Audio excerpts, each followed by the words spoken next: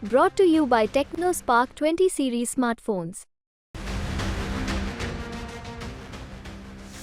Brought to you by TechnoSpark 20 series smartphones. I'm superhuman. नमस्कार, स्वागत है आपका यूपी तक पर। मैं हूं कुमार अभिषेक। इन दिनों एक बार फिर आकाश आनंद चर्चा में है और आकाश आनंद की चर्चा इसलिए हो रही है कि आकाश आनंद इन दिनों अब चुनाव प्रचार नहीं कर रहे हैं।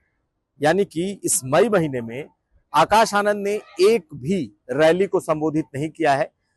सेकंड फेज के बाद से थर्ड फेज के लिए उनकी कोई रैली नहीं लगी है।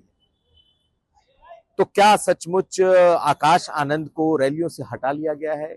क्या आकाश आनंद पर सीतापुर में जो आचार संहिता के उल्लंघन का मामला दर्ज हुआ है, एफआईआर हुई है, क्या उसका कोई असर है? क्या उस वजह से उन्हें हटाया गया है? ये इन दिनों खूब चल रहा है और मीडिया में इस बात को लेकर लिखा भी जा रहा है कि आकाश आनंद की रैलियों को कर्टेल कर दिया गया है, उन्हें अब आगे रैलियों की इजाजत नहीं दी गई है। लेकिन सत्य इससे कुछ परे है। दरअसल 1 मई को जो रैली होनी थी वही रैली कैंसिल की गई। जो आकाश आनंद की रैलियों का शेड्यूल आया था वो 1 मई तक का ही आया था और 1 मई के बाद आकाश आनंद की कोई भी रैली प्रस्तावित नहीं थी।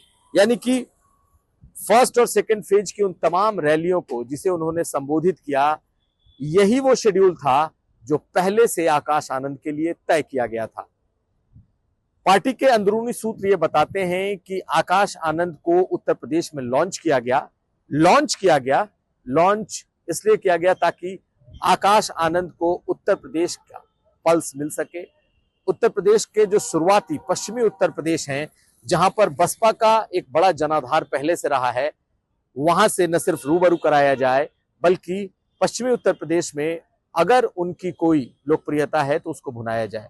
लेकिन सिर्फ पश्चिमी उत्तर प्रदेश ही नहीं, पहले 2 फेज के चुनाव के पहले या उसके आसपास आकाश आनंद ने पश्चिम, अवध, पूर्वांचल, लगभग सभी जगहों पर उन्होंने अपनी सभाएं और रैलियां कर ली।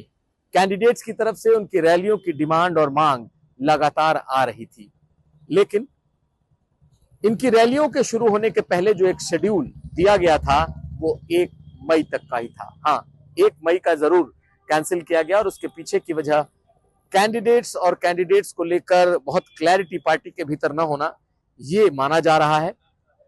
यह भी कहा जा रहा है कि उनके चुनावी दौरे के बाद जो एक सियासी बेस तैयार हुआ उस पर अब मायावती अपनी रैलियां कर रही हैं। यानी कि पहले आकाश आनंद रैलियां करते हैं और उसके बाद मायावती उस इलाके में अपनी रैलियां करती हैं। तो 2 फेज के चुनाव होते होते, यानी कि 1 मई के पहले होते होते, आकाश आनंद ने उनके लिए जितनी रैलियां तय की गई थी वो उन्होंने पूरी कर ली और अब इस मई महीने में तमाम रैलियां सिर्फ बहन जी यानी कि मायावती के लिए रखी गई हैं और मायावती ही उन रैलियों को करेंगी।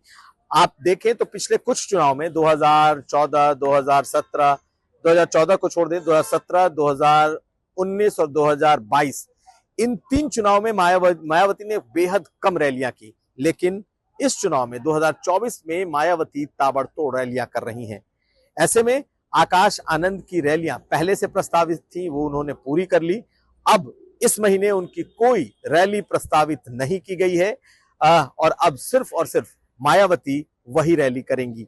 लेकिन इसमें यह कहना कि उन्हें प्रचार से हटा लिया गया है, उन्हें अलग कर दिया गया है, पार्टी के सूत्र बताते हैं कि यह सब कुछ पहले से स्क्रिप्टेड था, शेड्यूल्ड था, इसमें हटाने जैसी कोई बात नहीं है।